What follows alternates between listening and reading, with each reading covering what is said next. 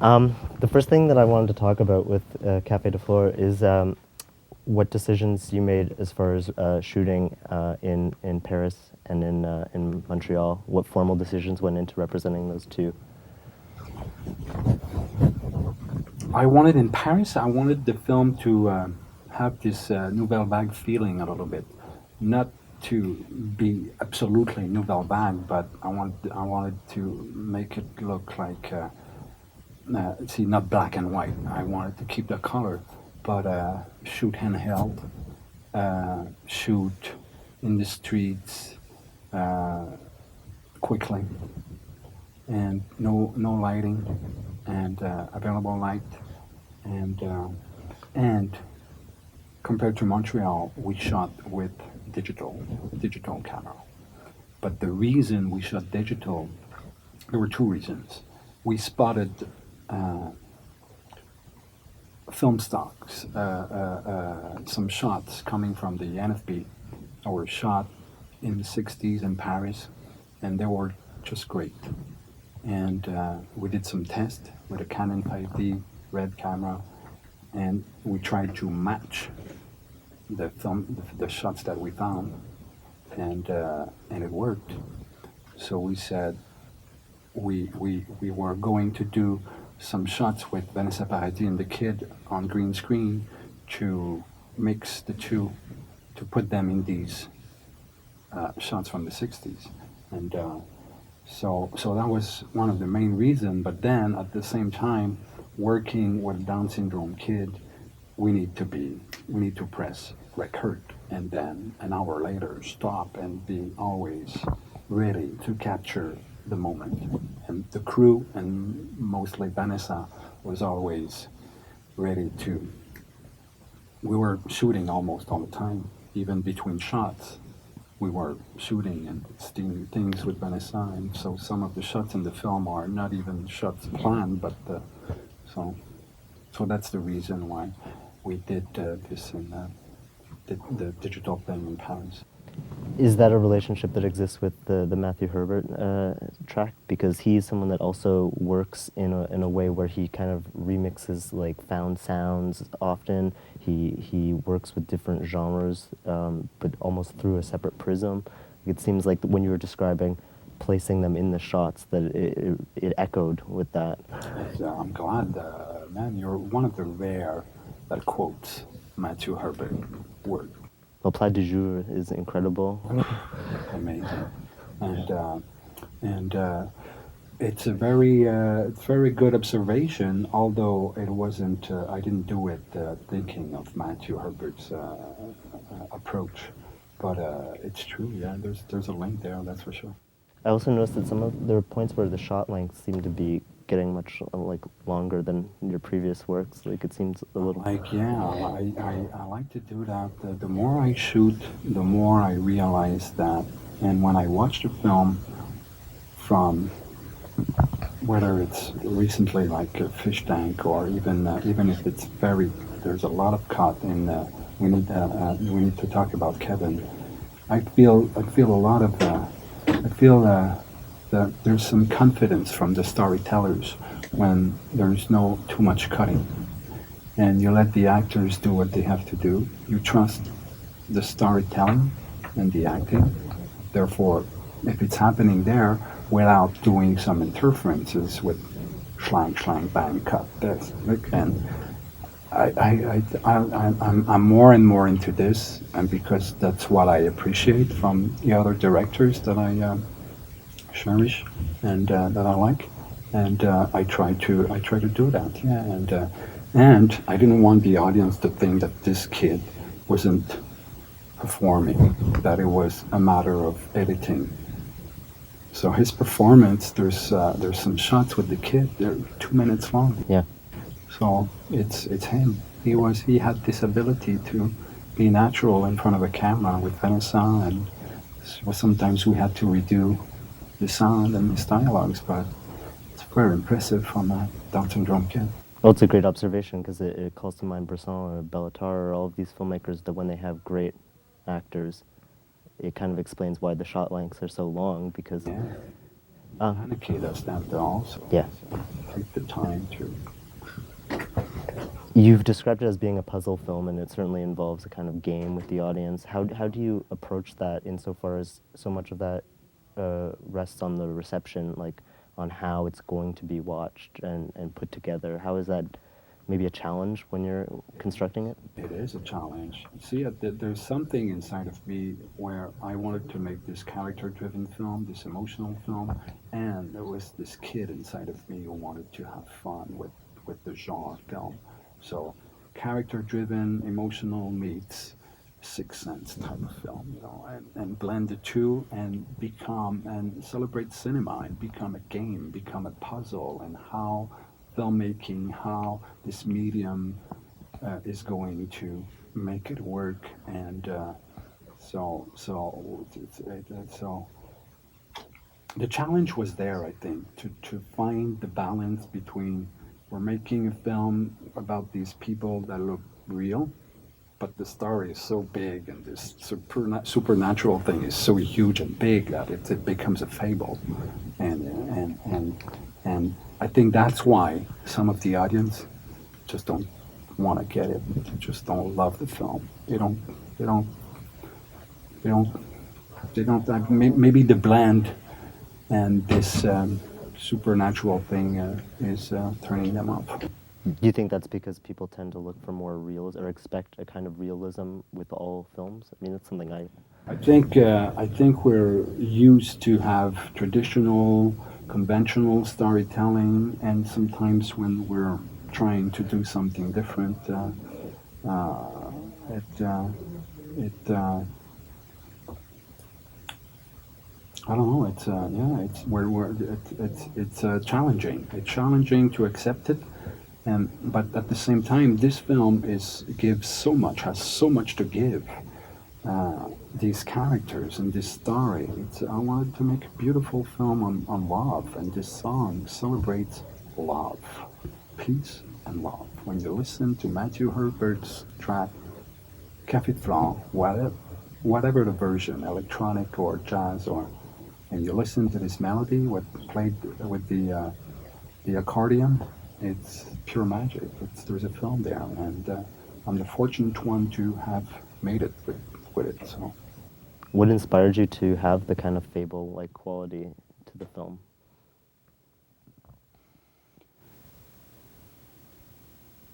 I'm not sure something inspired me, although I was looking for tracks and songs that had this mystical quality to, and some of the Cigarettes tracks have that, and some of Pink Floyd and Stars of the Lid. But what was your question again? The fable, you mentioned that. And yeah, but and when I wrote it, I knew that it was big, and so I wanted to emphasize and go there, not to, because I was scared of this story just by itself. So that's why I add this voiceover that give also this feeling of fable to the film. When Carole, it says at one point, at this time, at this particular moment, Carole and Antoine fall in love with each other till death do us apart, till the end of the world. And if you listen to that, I mean, it's big. It's like you have to be romantic to get into it, and particularly when you know when it's said, it's said by this female actress from France who played in Hiroshima Mon Amour, Emmanuelle Rivard, who played in the ultimate love film from the Nouvelle Vague. She's the voiceover in the film, and so it's even more romantic. Did you feel a connection to Renee? I would say that I felt a connection to Renee, but Because the puzzle qualities are very similar as well to Marion Bad, maybe Marion Bad, yeah, maybe. He's a film buff, huh? He's a real man. You're good. I guess your Stars of the Lead reference made me curious whether how much the music came in advance of the script being finalized and how much of it was something that you was a reaction to that story.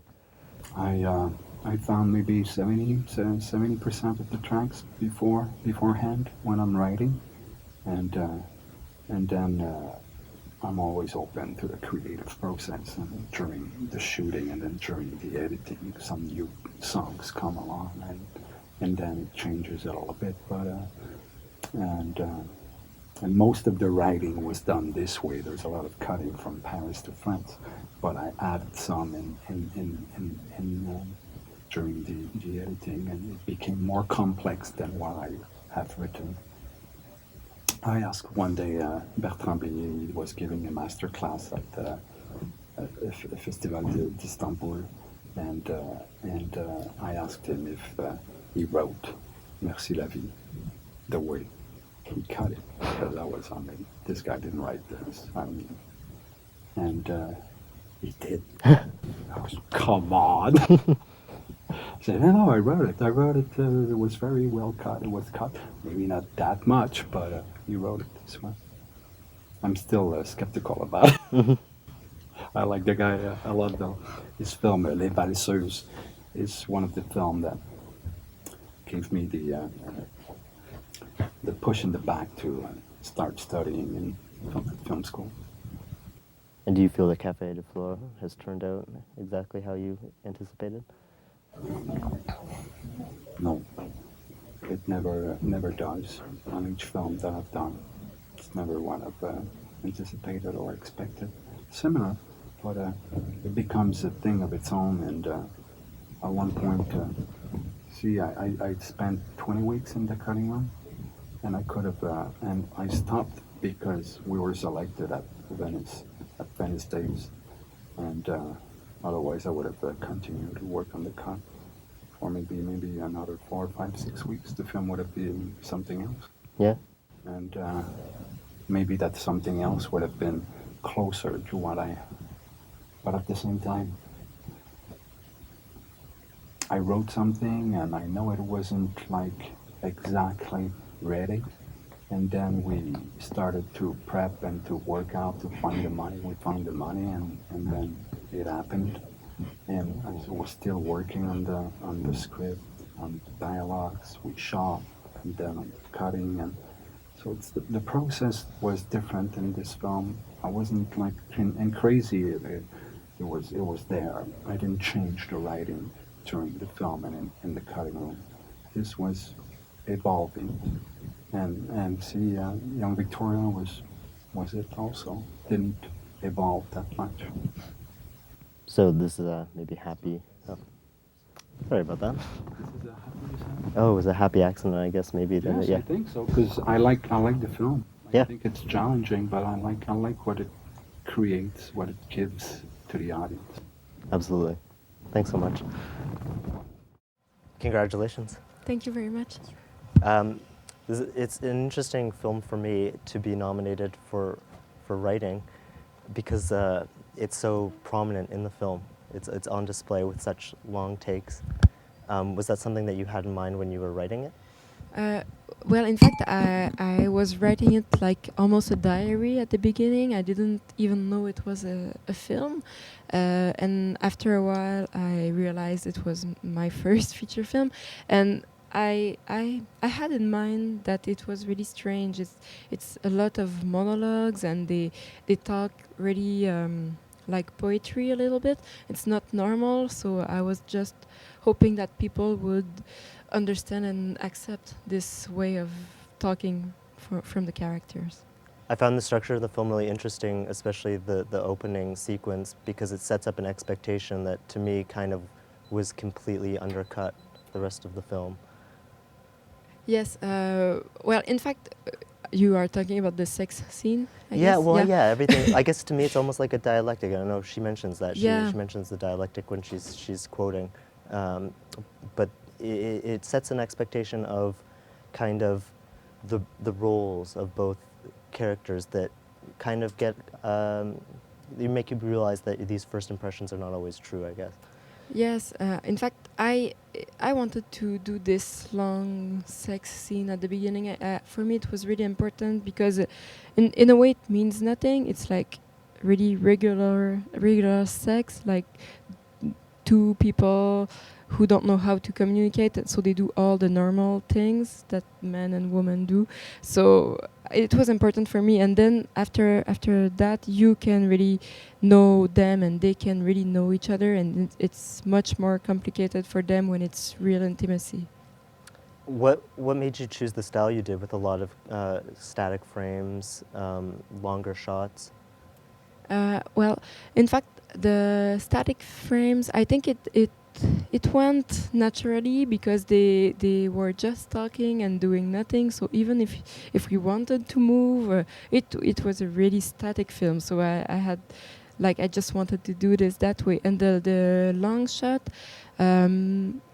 I think I wanted the actor to be really, really free. So when we start the camera, it's 35 millimeters, so we add 10 minutes, and then the roll is over. So we would shot for 10 minutes, and we would let them go.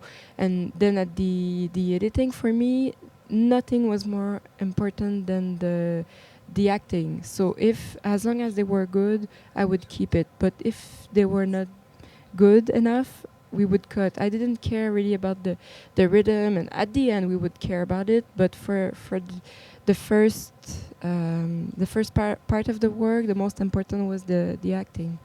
This style seems to me more like what's coming out in Europe and in Asia than North America.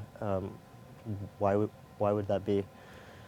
Well, I love Europe and Asian film. You're right. So maybe they are my influence. It's true, but I don't know. I don't have any reaction. I'm not thinking, oh, I'll do a different film from what I see here.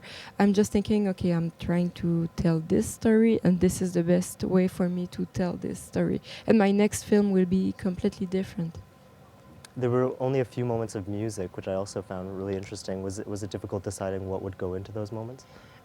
It was really hard, in fact, because, and it's really funny because we record the music maybe the night just before the end of of everything. We had to put this music, and we looked for a long time for the perfect music, and we had trouble because it's not a movie for music. It's a movie where people are talking all the time, so there's no room and there's no space for music, and there is this too little space in the film.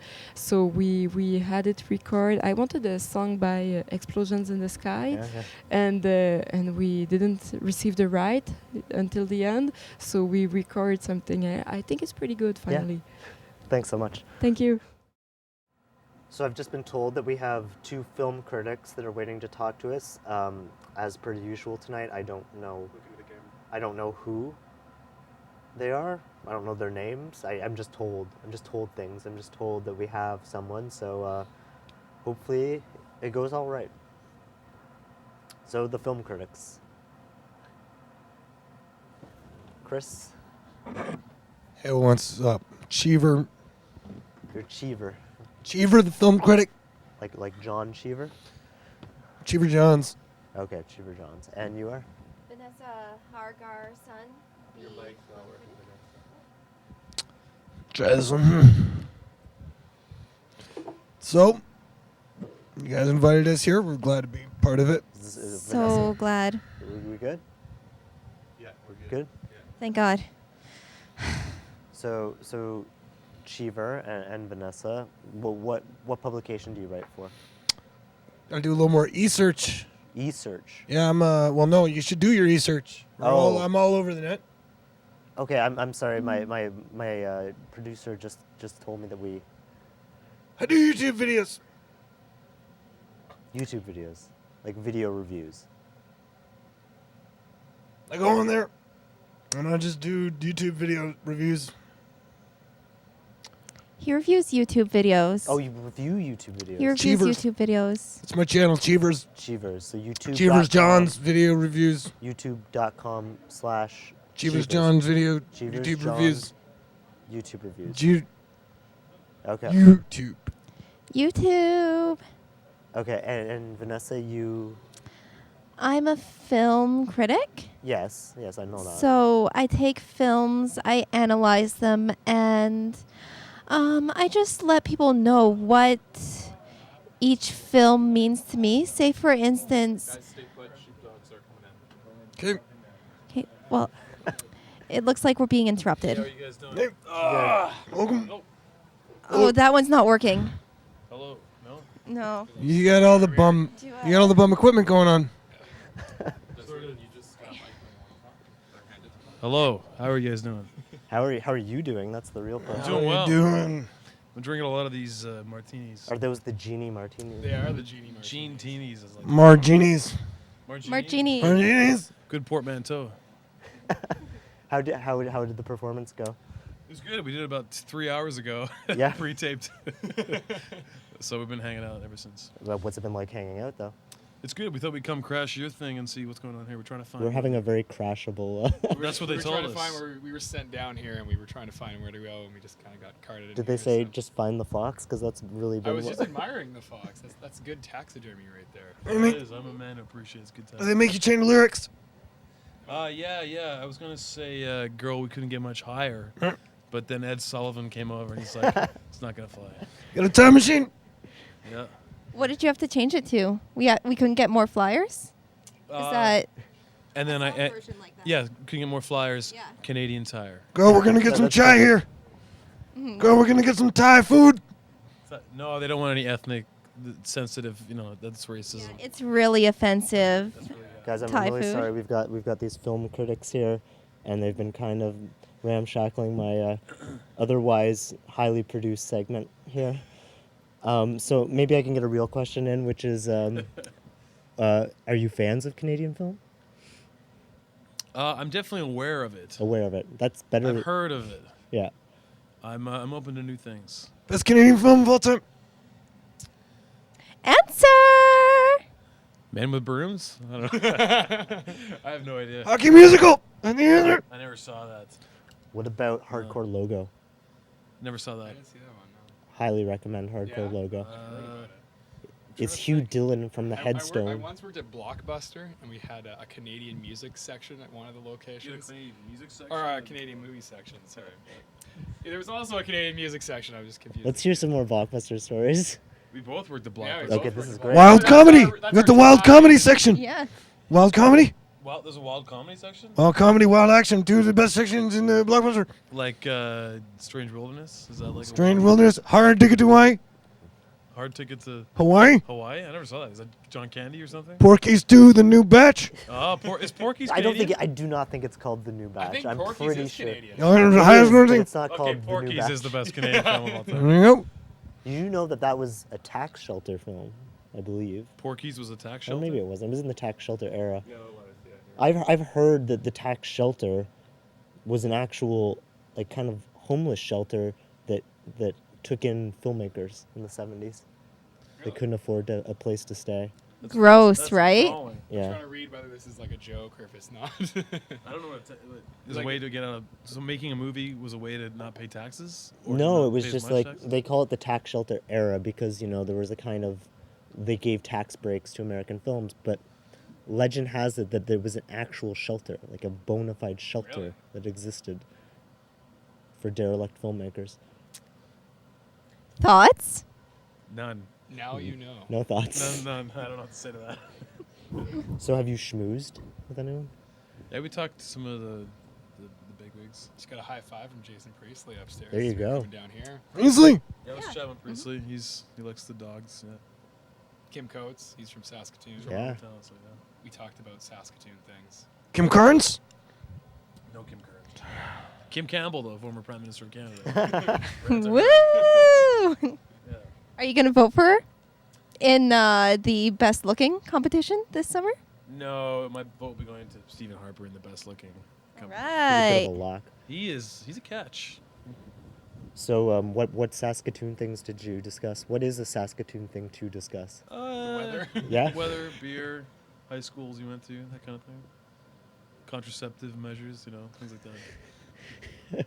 Like evaluating them or exchanging them? How long the contraceptive is? Spermicide versus, the Today Sponge, things like that nature. There's one thing we did notice when we were upstairs in the backstage. They have kind of like in case you forgot it table, like gum and tape and things like that. No contraceptives though. I thought. Roll a TP. Yeah, there's like a roll of toilet paper, Advil. I Well, totally grabbed the mouthwash too.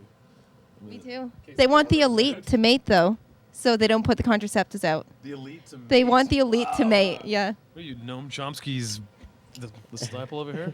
Oats. I stole my entire persona from Macho Man, and she did Noam Chomsky. But luckily she didn't do the voice. I tried to do the voice. Doesn't work. I've changed it even since we started talking. Have you referred to any Slim Jims yet? I've been referred to some Slim Jims by doctors. Snap into a Slim Jim. That was better than the voice I'm trying to do. Hey, brother. I could probably He's do got better, it. He's Macho got it. Man. He's got it. You've been upstaged. How does it feel? Ready upstage? Snap into a Slim Jim. No, I'm sounding like Rolf now from Thanks so Muppet much. Show. We'll let you guys continue. I'll let you guys do your thing. I'll leave that for you there. You can have some great- Sheepdogs. Sheepdogs. Congratulations. Congratulations on the win. Thank you. I'm wondering if you could maybe just introduce the film to our viewers. The film is called At Night They Dance. It's a documentary that looks like a fiction. It's how you can say a dive into a family of belly dancer of a popular neighborhood in Cairo. You have the matriarch, who's Reda, the mother, who's managing her little empire, and she has 3 daughters that are dancers, and and the family has been dancing since immemorial times. And so we follow their struggle, their today life. And one thing I find really interesting is those films where the history of films where documentary and fiction are fused in some way or confused rather. Yeah. What about that kind of mode interests you? What? What about that mode kind of interested you to kind of blur the line a bit? I guess to dive into a world where you think you're really part of it, you have to take out the codes of journalism and reporting. So you take out interviews, you take out voiceover, and anything that makes it very formal and make the spectator really believe that he's part of this adventure. Yeah, we made some interviews. Do I need the microphone? Yeah. We made some interviews, but it was like a insecure act maybe, because we want to cover ourselves. You know, maybe we will need that for the editing, and we Finally, there's we one. reject almost all the interviews in the film, and yeah, it's a fly on the wall kind of film. Yeah. And Yeah. we really direct people to be their own character in a Be way. themselves. To Yeah. be themselves. And so in the way we talk, they know that, you know, we're doing a film, and, you know, we're asking them not to talk to us or take us apart, you know. So often you see this in documentary, the character will speak with the director behind the camera. And so we try to avoid that. We ask also not to look at the camera. And we would even, you know, make a comparison. You know, when you're watching a movie, does the actor look at the camera? No, so it's the same thing. So we really try to make them have their complicity, Yeah. so that they can forget also the camera very Yeah. quickly. And also the little trick is that we're only 2. Yeah. So we don't disturb their life too much. The other trick is to have a lot of time. Mhm. And so we spend a lot of time in the research, and then we spend a lot of time during the shooting where we're a little bit like hunters. We just stay there, stand by until something happens, and then when it happens, we roll. And they don't even notice the difference between when we roll or we don't roll. Like it becomes a blur for them, and we're just hanging out all the Yeah. time. When we were filming, we were almost invisible for them, and when we stopped, we were part of the family. We eat there, we talk, we chat. We didn't film all the time, so we spent many days without filming. So it was an experience by itself, the filming, because we spent almost 3 months with the family, not every day, but almost every day. So yeah, the trick is the time for documentaries, for our kind of documentary. People say that the film is really like, like diving into this world, but the thing is that we did dive into this world ourselves for many months. Given the nature of the subject, did you find that there was still a level of performance happening even when it was a fly on the wall, but just given what the subject matter is, that there was still... It's funny that you talk about performance, because when I was looking at Egyptian soap opera, I was thinking, oh my God, like the actors, they play so big. Why do they play so big like this? And then suddenly we get into this popular neighborhood, because it's different. People behave differently depending on the class. And so I spent a lot of time in Egypt, but not so much in popular neighborhood. And so when we started the research, I got into the popular class, and then I was like, oh, so the soap opera actors are not are not overacting. They're really acting like the way people live.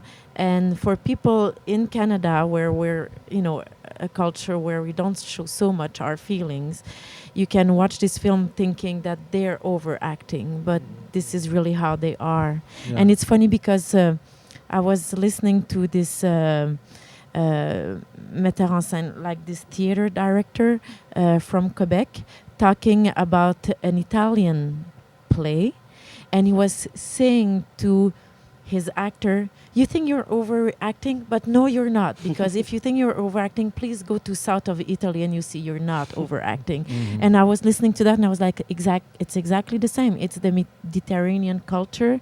Mhm. And Reda and all the girls are like, very, very much over the top, and that's just the way they are. And sometimes, for our point of view, you can have the feeling that they are acting for the camera, and it's a question many journalists ask us: did you direct them? Did you, mise en scène? There's no mise en scène. It's just real life, but they are very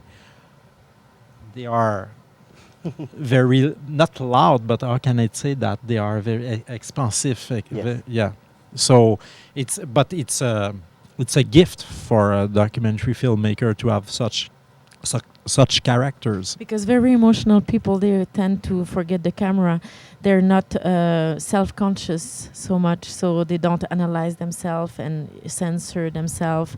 And this is a gift when you get somebody like Reda, who just like, she is who she is. And she doesn't mind like whatever you think, or if the camera's there or not there, she doesn't give a damn. She is who she is. And so that's great for documentary filmmaking. Well, thanks so much for talking to us. Thank you. Congratulations again.